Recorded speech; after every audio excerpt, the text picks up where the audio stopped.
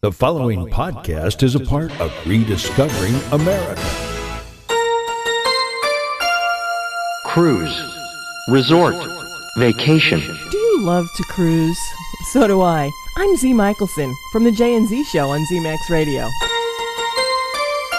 Booking, Reservation, family, fun, memory. All of this and more on this edition of Zee Michelson's Travel Podcast, as she helps you rediscover America.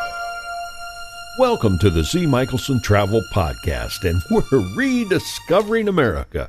I'm Jay Lawrence, and of course with me is your travel guide, Zee Michelson. Hey, I am here. I'm always here. And we're traveling today. Hey. Well, where are you taking us down the road today? Well, as you know, we've been chatting about Rhode Island. Uh-huh. Even though it's a little state, it's packed full of fun things to do. I can't believe you've pulled out so many things. I can't believe it either. It is an amazing little state. As you know, we've already said that the state is known as the Ocean State. Right. See? Did I get that right? You've been listening. And I don't think it measures 50 miles across or 50 miles wide. But it is loaded with beaches and it's loaded with activities to do. And some of the things to do for the connoisseur of fine wines and beers are to go visit some of the local establishments in wineries and distilleries and breweries. And I understand you can walk from one to the other. It'll be a long walk. You know, it's a little bit different than a pub hop or whatever they call those. But do you know that there's absolutely 6 wineries and vineyards? Wait a minute. 6 wineries. Right. Or vineyards on this little tiny island. And there's also 11 breweries. 11 breweries. Okay. Right. Brewing their own home brew. I got to write that down because I can't believe there are that many. In such a small space. 6 wineries. Right. Vineyards. Right. And 11 breweries. Right, okay. 11 breweries. Now, just to give you an example of some of the breweries that are out there, each little section, as we told you in the past, that Rhode Island is sorted out in section. You got Blackstone Valley, and you got Providence, you got Newport, you got South Kingston. So you have all of these little areas. But a lot of them have their own breweries. Like you have in Blackstone Valley, you have the Bucket Brewery. Or in Newport, you have Coastal Extreme Brewing Company. But one of the breweries that are out there, the Bucket Brewery that I just talked about, they produce an artesian crafted beer in Pawtucket, Rhode Island. Can you say that 10 times fast? Right, Pawtucket. Thank you. Sounds like the Walter Mitty. It went to pocket. But they're open on Fridays. Okay. So you got to kind of go to the sites of these breweries to find out when exactly they're open, what they are serving. One of the things we found exciting was a company that hasn't been around for that long, only a few years, and it's called Whalers Brewing Company. And, you know, I would really love to talk with Whalers Brewing Company. Jay, do you think we can get them on the phone? Let me see. Let me check the dials here. Hi, this is Zee Michaelson, and I am on the phone right now with Wes Stasky, and I hope I'm saying that correct. Wes, how did I do with your name? Yeah, pretty close. Wes is one of the owners of the Whalers Brewing Company, right there in South Kingston, Rhode Island. So, how you doing today? Not bad. Keeping busy. Keeping There's always busy. something to do. Well, I hear that you kind of are under a little bit of construction during a little bit of off time. So, what are you building? You building out? Yeah, so yesterday they just finished pouring the concrete. We put in some floor drains, so this morning I was pulling out buckets of gravel left over. So that was fun. We got some larger fermenters, actually from a company down in Florida, and we just got a new kettle in last week from a brewery up in Massachusetts. So tell me a little bit more about the brewing company itself. How did it get started? So Josh Dunlap and Andy Tran were the two original founders back in 2011. Josh was brewing while he was in the Marines, and then when he got home, kept at it, and then wanted to start his own brewery in Wakefield here. And kind of on a similar parallel timeline with them, I was up in Boston working on a brewery of my own. I was brewing in school. Oh, okay. And then, moved down to Rhode Island in 2013, and just linked up with them and asked them if I could hop on board. And so you're the master. You're the master brewer, or are they called brewmeisters? Brewmeisters. One of the two. Josh is one, and I'm the other. So what makes your brew unique? I think we offer a really different kind of experience, the in-house experience when you visit the brewery. We have a great tasting room area. It's a really laid-back kind of environment. So I think that's something people really enjoy.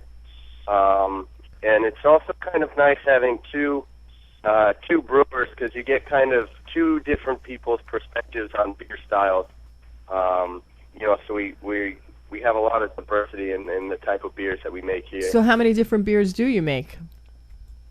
The past year we've been working on our portfolio. We probably have between 25 and 30 recipes that we've kind of dialed in on. We have 6 on tap at the brewery, so you come in and you get, a sampling of all 6. So, you really get to try, a wide variety of styles. Now, do you also serve food at your location? We are a BYOF, if you will. Bring your own food. Okay. Yeah, we have booths and tables, so people, order something and get delivered and kind of, snack on something while they're trying the beer, or, bring something from home. So, it's a nice kind of atmosphere. Now, do you give tours of the brewery itself? Yep. Thursday through Sunday is when we're open. You come in and we have someone here that will show you around, tell you a little bit about the process, and explain the equipment and stuff like that. Wow. How long does it take to brew a beer like you're doing? The brew day itself is anywhere between 6 to 8 hours. And then the time from when you brew it to when you can actually drink it is about 3 weeks. Oh, okay. So it takes 3 weeks to get a good brew going. Now, what is your best seller? I like to drink it. I just didn't know how long it took to make it. That's all. So what is your best seller? We have a couple styles we've really tuned into that do really well. We have a hazelnut stout. Wow, a hazelnut stout, huh? That sounds pretty interesting. Yeah. It's one of the first recipes I developed while I was homebrewing up in Boston. Like a cream stout base with cold brew hazelnut coffee added to it. So. Oh, that sounds yummy. I like hazelnut. Yeah, that one does really well. And then the other one is an American strong ale that does really, really well. It's a 9.5%, really malty, really hoppy beer. So that's got a really nice following to it. Now, I know a lot of breweries like to make their summer brew as opposed to their winter brew. Do you have a summer brew as well, a lighter mix? Yeah, we had last summer we released our it's a wheat-based beer brewed with ginger and coriander and orange peel. Oh, that sounds yummy too. Yeah, you're just going to have to send us down some samples there, Wes. Wait a minute. Yeah, it was really good. It's all fun. Trying all these new things. So it's that's why we get into it. Now you're located near one of the beaches. Now you're in South Kingston, and I hear Kingston is a big beach area. Which beach are you the closest to? We're right near Narragansett. Probably 15 minutes from Narragansett Beach. Okay. Do you find that a lot of your visitors are tourists? In the summertime, yeah, definitely. People come to, Newport or Narragansett for the weekend in the summer to go to the beach or go out in the water. And a lot of times they're looking for stuff to do, to fill some time on the vacation. So they come to the brewery and hang out for a couple of hours, try the beer, and just relax. Now on the little write up here, it says that there's some activities and music that go on there. Do you have events, or do you just have like nightly music, or do you have a local band come in? Yeah, we have local bands come in on Thursdays. Actually, tonight they're coming in to play. They do some like acoustic music, which is really nice. And we also actually do a lot of private events. People will rent the space out and have a company party or a birthday party or, whatever. Whatever they like. How big is the facility? We are about 7,000 square feet, and we have it kind of split between, the brewing area and all that, and then the kind of, not reception, but, in-house sampling area. There's cornhole and benches and stuff, so. Mm-hmm. And people could buy a 6-pack to go. What can they buy some souvenirs? Yep. Do you have souvenirs that you sell? Yeah, we have Andy as one of the other owners here. Does a lot of the branding. So he's got some really nice, merchandise, T-shirts and sweatshirts and stuff. Really cool branded stuff. And we also have, you can fill the growlers to take home. The 32-ounce kind of, it looks like a giant beer bottle. Yeah, I noticed that. It looked like a different style of bottle you could take home. Yep, yeah, it's got a screw-on cap, so a lot of people, they'll come in, they'll get the bottle, fill it with beer and take it home, and when it's empty, they bring it back and you can basically, refill it. So they can refill the bottle. I like that. Yeah. So we get a lot of people that come in on Thursdays and Fridays and fill up their growlers for the weekend. So wow, kind of cool. So is there anything that we missed, Wes? I mean, you guys asked most of the right questions. Now tell me, because it is wintertime right now. You are still open, correct? Because you just said tonight you're going to have the acoustic come in. Right. Yep. Do you change hours in the summer, or is it pretty much steady all year long? Last year was really the first full year that we've had in operation. So we haven't changed the hours yet. In the summer we'll probably add some expanded hours, just, stay open a little bit later. Okay, now, if somebody wants to look you up online, what is your website? It's just whalersbrewing.com. Great. So they can kind of take a peek and come on down when they're visiting Rhode Island. Yeah, and, Facebook's another good one to look us up. We do a lot of our kind of, news postings on Facebook and Instagram and stuff like that, what beers we're coming out with and what's on tap and stuff like that. So. Fabulous. Now, I'm going to ask a silly question, I know. Are you in any locations for people to buy the beer outside of your brewing company? Yeah, so we're just in Rhode Island right now, but we have 2 styles. We have the Hazelnut Stout and an East Coast IPA that's in 6-packs that you get in the package store. And then we have those same 2 styles on draft as well throughout the state. Oh, that's nice. So that's a real kudos to you trying to get that into the other places. It's pretty cool going into a restaurant and seeing the Whalers tap handle. So never gets old. Well, that's good. That's really good. Well, we appreciate you talking to us today, and we're going to kind of send somebody your way when they're out for a brewing experience. And thank you for being with us. Great. I hope he sends that sample. I know. Just talking to him is making my mouth water. And I didn't know you liked beer that much. I thought you were not a beer person. Right. I'm not a beer person, but the types of beers that he's brewing, like that hazelnut, that sounded kind of yummy because I like hazelnut. And you know me. If I'm going to have a beer, I like a stout, hearty beer. That's right. It must be the German in me. So, well, I think it's time for the traveling trivia question now. The traveling trivia question here is on Zee Michaelson Travel Podcast. Okay, as you know, we're talking about wineries or vineyards and breweries in this small little state. And my question is a total wineries and breweries. How many in total are there in the state of Rhode Island? Putting the two together? Putting the two together. Okay. Are there 35? Are there 8? Or are there 17?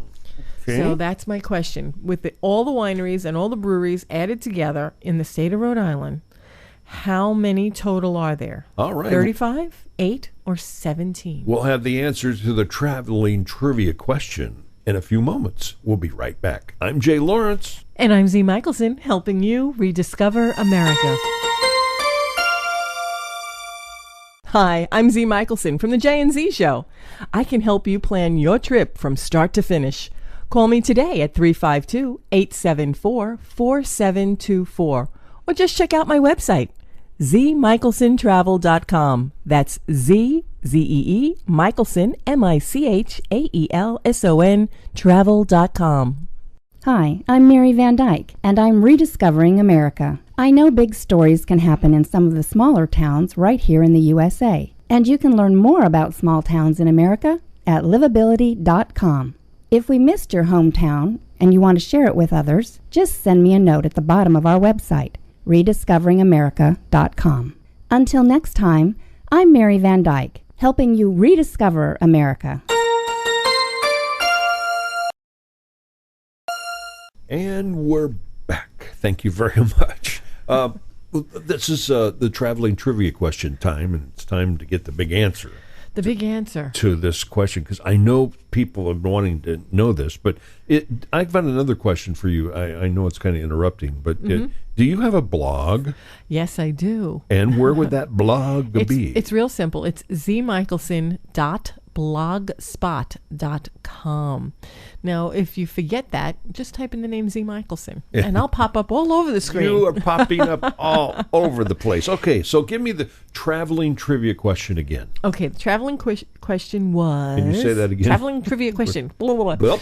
Okay, now, how many vineyards, wineries, and breweries are there in the state of Rhode Island? Now, you said there were... A total. I wanted a total. But there are more breweries than vineyards, correct? Right, there were more breweries than vineyards. Okay. So now, I had said, was there 35, was there 8, or was there 17 in total? Well, I think I've been listening well You've been enough. listening in. So yes. if everybody was listening, they would have totaled it up. Well, I'm not sure if everybody has the new math ready to go for this, to get this right. But I believe the answer to that question would be 17. That's absolutely correct, because there are 6 vineyard wineries and 11 breweries. And like I said, this state is very small, and for the size of the state, it's amazing that they have that many. And apparently, as you heard from Whalers Brewing Company, they're doing very well. They have a lot of brews out there, and they're even getting into the local establishments, which is really nice. Great. Now, so if you want to learn more about Zee Michaelson Travel and the podcast, you can hear other, because see, Zee, can I speak? I can't. It's only one word, Zee. You're doing a tour of the United States, but we're basically focusing on Rhode Island right now. Right. So the few podcasts that you've heard in the past are from Rhode Island, and we're going to, continue on Rhode Island until we're finished with it. And maybe there would be a state that you would like to hear about. Or something within a state that you'd like to hear more about. Yeah. Because, not only do we go to the state, we also like to go to the towns and the counties and the little hamlets that might be dotted around the United States. So how would someone get a hold of you to tell you that they want to hear more about the state of confusion? Well, they can like me on Facebook. Oh. They can follow me on Twitter at Zee Michaelson, which is very simple. And on the tweet, sometimes you'll never know what I tweet. I've been tweeting lately. I've been tweeting travel tips. Some things you always need. That's right. So these are some of the things that you can get a hold of me. Facebook, Zee Michaelson. I'm on Facebook. I think we're going to have to do another podcast on travel tips. I think down the road we're going to have to do another one, because we just finished one not too long ago. Right. And then we did one a few months back prior to that. So, and I just keep updating it, because travel tips do change with the times. And the times do change. Yes. Well, you told me there's some winer wineries. Right, or vineyards. Vineyards in the state of Rhode Island. Now, something that's very exciting to me is, here in the state of Florida, we have our own vineyards and we have our own wineries, but the state of Florida uses a muscadine grape, which you have to have a certain palate to enjoy that type of wine. Bingo.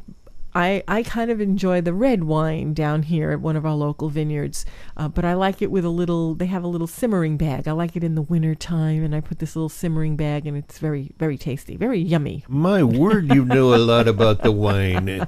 The vino is flowing. Right. Certain wines I like. And, a lot of the wines that I like, the wine connoisseurs go to me and say, are you kidding? Are you out of your mind? But, hey, to each his own, and to each his own taste. Now, the things that we're talking about in this podcast are vineyards and breweries, not a place to take the kids. So I have talked about other places that you can bring the kids to and the kiddies, but I wouldn't take them to the vineyards or the winery. So this is for the adults only. Yeah, it's more of an adult venture. There are so many different vineyards throughout the state. Like I said, there are 6. And here, just to give you an example, you have Diamond Hill Vineyards, and that's in Blackstone Valley. And in Newport County, you have Caroline's Saconet Vineyard. You have Greenvale Vineyards, Newport Vineyards and Winery. South County, you have Langworthy Farm Winery. And in Warwick and West Bay, you have Nickel Creek Vineyard. So you do have an assortment. Now, one of the ones that I'd like to talk about, and Jay, I know you had some questions about it, was Diamond Hill Vineyards. Well, I don't have a question. I understand that it's owned by the second generation that started this vineyard. Right. A lot of times, just like in Europe, they're family-owned and operated vineyards. So this has gone down through the generations, and its first planting of Pinot Noir vines in 1976. I had to get my tongue right around my teeth. For sure. And they now cultivate 10 acres of this classic French grape. Again, remember what I said about the Florida wines. This is a little bit different. They are first released, their Pinot Noir was in 1983, and of course it's grown at Diamond Hill. They pay special attention to proper yield. Okay. In the French tradition, they use French oak barrels for aging, which I think is pretty cool. Because when I see a winery or a vineyard, I like to see it in the barrels. I don't like to see it in these big copper pots that you kind of see in the new things. I think that'd be the beer. So naturally they have that, and they also do other wines from New England with fruits that are indigenous to the area, like apples and blueberries and peaches. So Diamond Hill has been actually commended for its cranberry apple, blueberry, peach, raspberry. That sounds kind of yummy, doesn't it? Yeah. So when you go to these places, and again, because of the climate, the temperatures, you might want to give them an advance call to find out if they're actually open during the winter. Are they doing tours during the winter? Because naturally the grapes are not growing during the winter months. They're standing out there on the vine waiting. Right, they're waiting to be picked. So you might want to give them a call and find out, hey, are you open during the winter months for a tour? Another vineyard and winery is called Newport Vineyards. Now, Newport Vineyards is just that. It's also located in the Newport region, right? And again, this is kind of new too. They started their planting in 1977. So 76, 77, do you see a pattern here? Yes. Must have been a good year for planting. Now, they're planting on a hill, which I know in Europe, a lot of the Europeans like to put their vineyards on hills, and it overlooks Rhode Island Sound. Now, they produce a fine table wine, and preserving a beautiful agricultural land for rapid development. So they're kind of holding on to Chardonnays, Cabernets, Sauvignons. So that's kind of what they're looking at. Again, it's totally family run. It's also very modernized. Okay, it's the most modern in the Northeast. Wow. And it offers tours daily, and again, tasting. You can have group tours as well. Yes, the groups are much welcomed. It's also a 60-acre vineyard. Okay, so And it's a little bit larger. You can eat on site because they have a restaurant. There is a restaurant on site, which is kind of nice. So they'll be able to recommend a wine to go with your meal. So this is something you might want to do. And Or of your course, meal to go along with your wine. I mean, either or. I'm going to have a white wine today. What do you recommend? Well, I'm going to have the chicken today. What would you recommend for a wine? Yeah. So either way, it'll work nice. Parking is available. Parking is free. A lot of people question that. Can I park? Because it is such a small state. Mm-hmm. There is parking there. And of course, they accept major credit cards. They do that. And you can bring mom or dad because it's completely wheelchair accessible. Oh, what are you talking about? Mom and dad. Mom and dad are the ones drinking all the wine. So this is something that you might want to look at. Newport Vineyards and Winery. So again, take a look at them online. They're fairly easy to find. NewportVineyards.com, and you just go on and find out. But again, they do have tours and a restaurant. So we're talking about 17 different vineyards and breweries in the state of Rhode Island. Right. Now, is there any adult gaming available in the state? Absolutely. Believe it or not, there are casinos. Oh. Yeah, I didn't know that. But casinos are becoming very popular throughout the United States. And, not just on reservations.